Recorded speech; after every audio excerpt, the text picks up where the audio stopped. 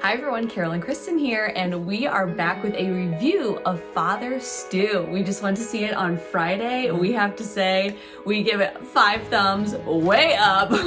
Maybe we should have said 4 since, there we go. 4 thumbs. No, but really, we give it our highest review. It was phenomenal. It is a must-see. Definitely some intense language, and that is why it's rated R. Yeah, so definitely not for the younger audience. We did not bring Chandler, nor would we recommend you bringing your younger children.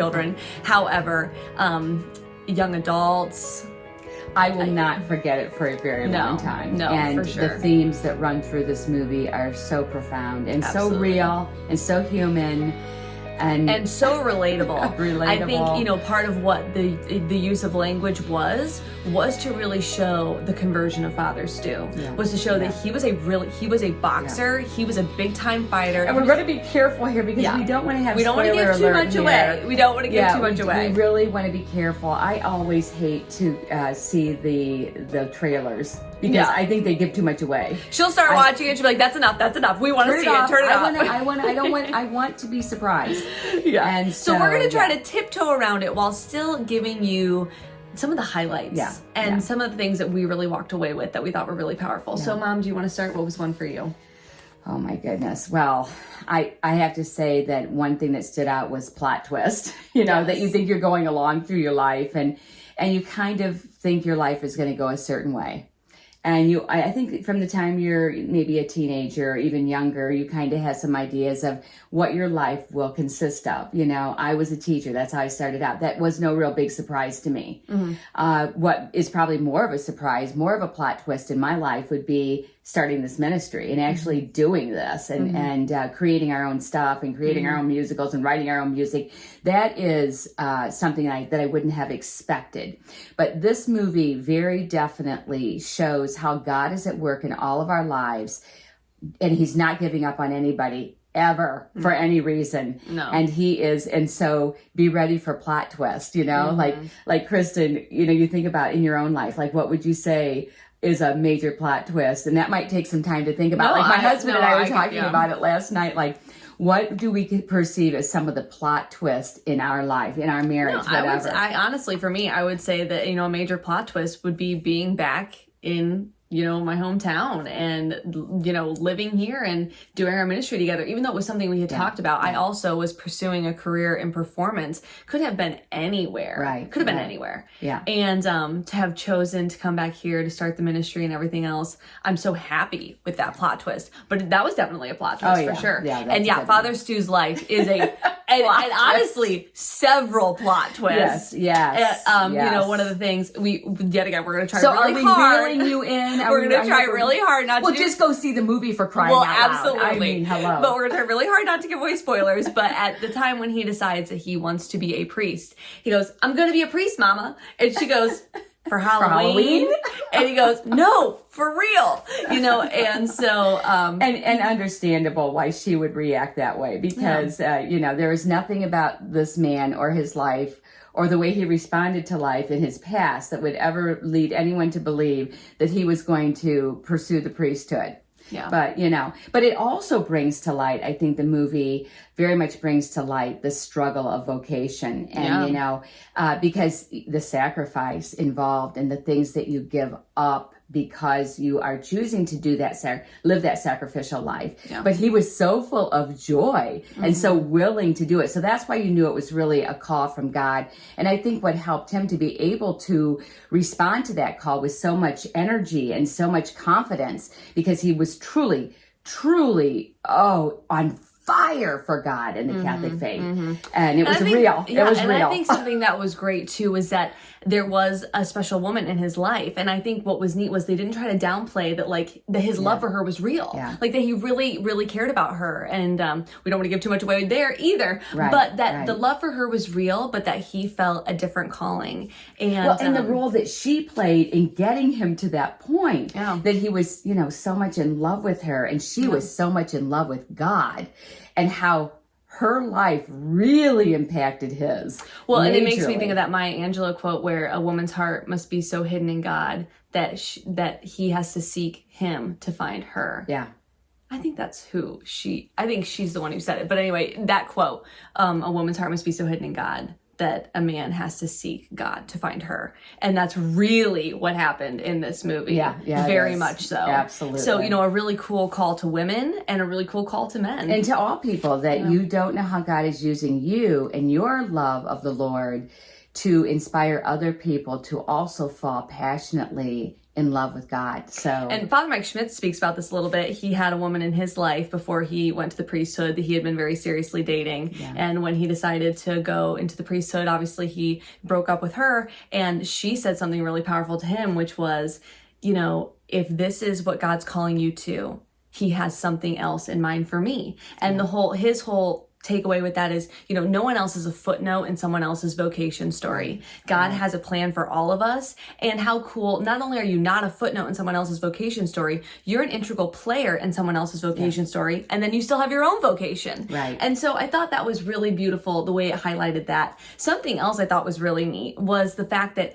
the whole quote about how God doesn't call the qualified, he qualifies the called, because truly, this man is the last man you probably would have ever thought would want to pursue the priesthood. And even, the Monsignor who was in charge of certain elements of his, possible pursuant of the priesthood, was saying, what the church needs is kind of like priestly reform is basically what he was saying. The church needs priestly reform, and we need to be putting out our best. We need to be putting our best foot forward. And basically, that's not you.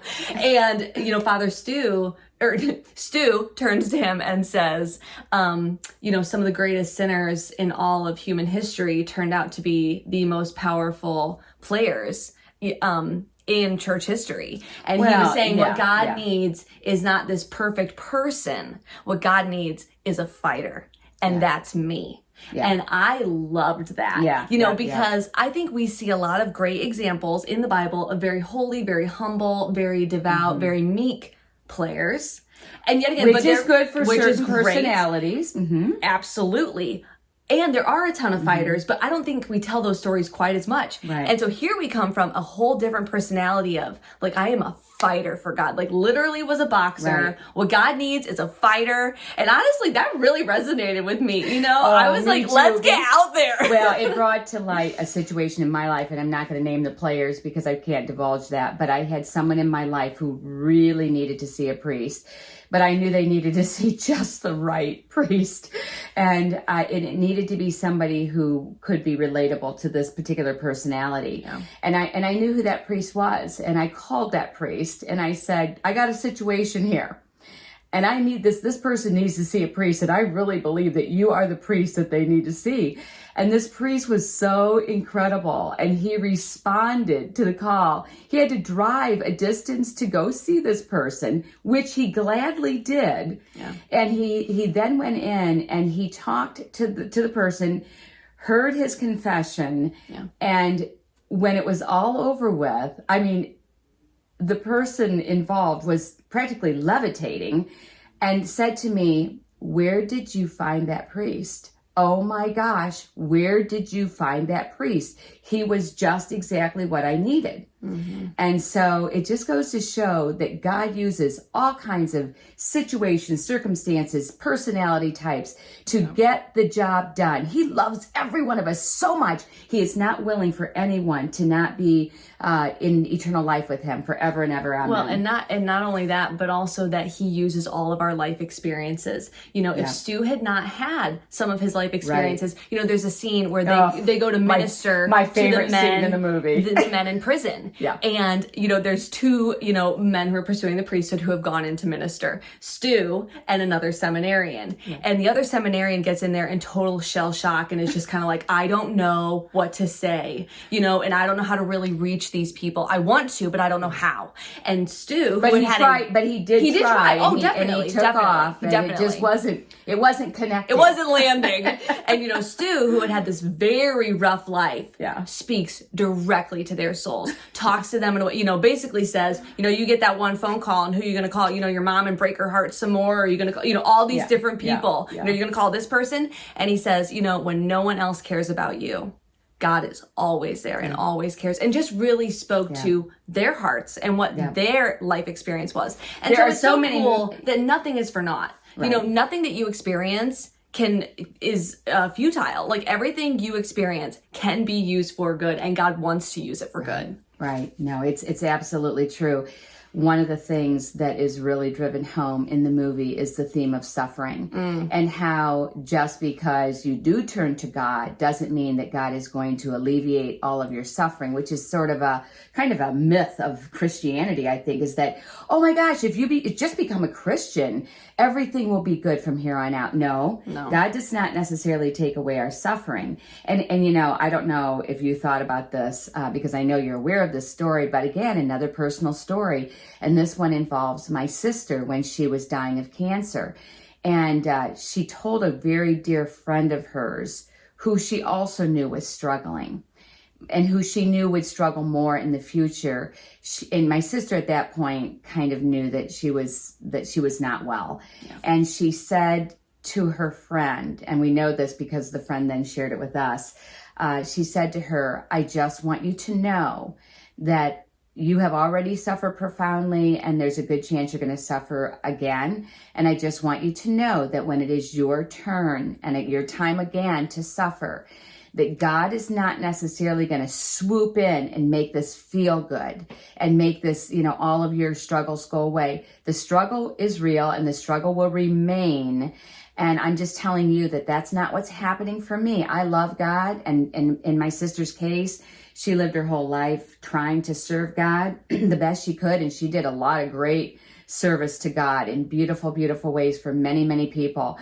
And she lived that lifestyle. But when it was her time to really go through the ultimate struggle and, you know, her transition into eternal life, God did not necessarily take away all the pain of that for her. And she loved her friend enough to share, I don't want you to freak out and think that God doesn't love you or God doesn't care about you when you go through your struggles. I want you to know that God is still there and he's going to see you through, but it's not always going to feel good. And you know what, that was a point, definitely a main point that got made. And Stu even says that no one suffers perfectly, that Christ didn't even suffer perfectly, which was an interesting thought, you know, that he very much felt abandoned. And that the point was, you're not abandoned, but you do feel that. And so, you know, yet again, I think it's kind of what you're getting to is we set ourselves up for failure because somehow we've got these myths that, you know, suffering, you don't really suffer. That was something that hit me when I saw the Passion of the Christ for the first time, is that I had always thought like, oh yeah, Jesus did this for us, but God took away the pain. He didn't actually feel it. Like almost like Jesus went through the motions. I don't know why. I don't know why I thought that. I did think that. And then when I saw the movie, you know, that was a really eye-opening thing where no, he felt every single agonizing moment of that incomprehensible pain. And if he could do that for us, you know, what are we willing to suffer for him? And that, you know, they brought home the theme that when, you know, the whole Catholic thing of redemptive suffering was very much a part of the theme, and that is redemptive suffering is simply when you are suffering and you offer it up to God, and you offer that suffering for the conversion of souls, or for the souls in purgatory, or for, you know, something good and holy. You know, so that's what we refer to in the Catholic faith when we refer to redemptive suffering. And boy, that theme ran clear through the movie from start to finish, because you find out right in the beginning that the family has endured a very horrendous trial early on in their life, which kind of set the tone, soured them everybody on God big time, and they were all kind of angry at God, understandably so. They were angry. So the movie starts out with there being this really anti-God theme and feel. Well, and then, Stu was a staunch atheist, and so were his family members. And so until one day in the grocery store, he lays eyes on a person who just triggers his attention, and it all goes up from there. So hopefully this has enticed you to see the movie Father Stu. It is still in the theaters, definitely in Defiance. We checked it out. It's still in the Defiance theaters all week. So if you have not yet seen it, if you've been on the fence, or you just haven't really heard about it, go see Father Stu. I want to go see it again. Honestly, there's so much to unpack. And there's so much. I just think Father Stu is a story, you know, if you know someone who's kind of on the fence about their faith, or they've kind of walked away, Father Stu is the man for them. Kind of coming back to what Mom said, you know, there are people that, you know, we talk about this a lot. There are people in our lives who we so want to bring to God and to the faith. And sometimes, you're just not that person. It's not going to be you. You can still try to be an example, pray for them, obviously, do those things. But at the end of the day, it's going to take someone else to get it over the finish line. Right. And I think Father Stu, for so many people, might be that person. Yeah. And so definitely, if you can get people to go, get them to go. It is such a profound, true story. It is. And something else that I thought was really poignant, and that is the fact that this movie came out a couple weeks before Divine Mercy Sunday, which was just yesterday. And the mercy and compassion of God for him, for his people, for his creatures. And I thought that was really poignant that this movie is coming out during the week of Divine Mercy and Saint Faustina. And that's just a whole nother topic. But if you want to Google Divine Mercy and Saint Faustina, that is something worth putting your time and attention into as well. Absolutely. And so this is a movie of love and mercy and compassion and conversion and suffering. Honestly, even a little bit, something that I think is good about Stu in general and how he speaks to people is a little bit irreverent. He gets up there and he says, I remember walking in and seeing this man on a cross in a diaper, and I thought, what does this have to do with me? And you think about that, you're like, you're sitting in the view like, oh my gosh, But I think that there are so many people that really resonates with. Absolutely. And to say, okay, how does this man who crucifixion and all of this seems very far removed from us, so maybe we have a hard time connecting with it, but how do we connect with this man? Well, we assume that everyone, in my case, I grew up in a Christian home from start to finish. I never knew any different. Yeah. But you think about all the people where that was not the case. That was absolutely not the case for them. And they have to start somewhere. Right. And for him, it was, you're going to see things, you're going to hear things, you're going to have an impression. So you be the person who someone hears and sees, and the impression that they get is going to take them closer to heaven instead of further away, because it's never going to be in between. It's never going to be sort of neutral. Everything we think, say, and do is going to take ourselves and others closer to heaven or further away. So what's it going to be? And that choice is ours to make. Yeah, so if you feel inspired by today's video, go see Father Stu. Absolutely. And if you want to support the mission of Luminous Ministries, please visit our website at www.luminousministries.com/donate. And we want to leave you with one final quote from the movie Father Stu. He says, "We shouldn't pray for an easy life, but for the strength to endure a difficult one." We know that that's powerful for us, and we hope it's powerful for you. Go see Father Stu.